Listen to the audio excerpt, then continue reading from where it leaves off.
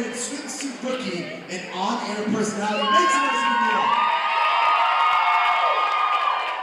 What has helped you take your brand from what it was only 3 or 4 years ago to what it is today? Again, Mikey, I mean, you have watched me. It kind of just happened. And I know that sounds so silly, but I mean, what a time to be in the age of technology. You know, during this panel, we touched a lot about how there's so many negative people out there on the internet that could affect you. But honestly, the internet has also allowed so much of this crowd to be here simply from that connection and that influence right there on Instagram and social media. And I think from just being able to be myself, I don't make my social media about showcasing who I am. I love being goofy, I love dancing, I love showing behind the scenes of things that everybody doesn't typically get to see, whether it's me dancing. Watch me do it. Watch me rip. Watch me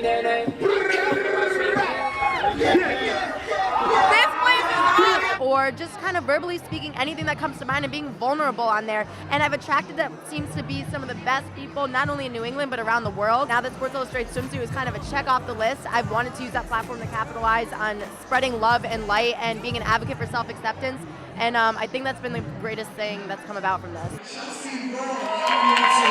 How do you deal with making your brand still you and still having a private life?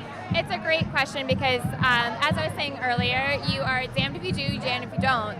I'm not going to force anything with my son. He obviously doesn't have any say in what it is I'm posting. So I get a lot of kickback on the fact that I don't show enough as Sammy and they assume that I'm not with him. Listen, guys, I'm with him so much, and it's very hard. And I don't listen to what anyone else says. I listen to what my son is saying to me, and that's the most important thing. It's the biggest opinion ever. We want a warm welcome to Kate Bader.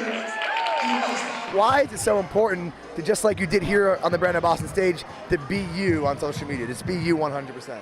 Because that's why people follow you. I mean, it's the difference between following someone just for fashion, which would be awesome too, but I think that my followers also want to see someone who's relatable, someone who also experiences anxiety, nerves, works out and sweats when they work out. Nadia Brody, a Latina reality TV personality.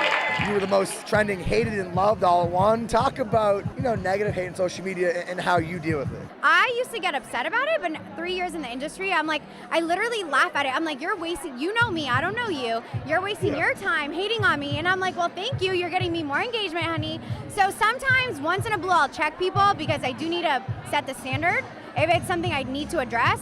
But if I'm not getting paid to respond to something negative, I don't do it. Talk about how marketing has changed and how people can use influencers for social media marketing. Yeah, I mean, I think it's #1 for marketing at this point. To me, I feel like micro-influencers, influencer marketing, social media, Instagram is like the way of the future as of right now.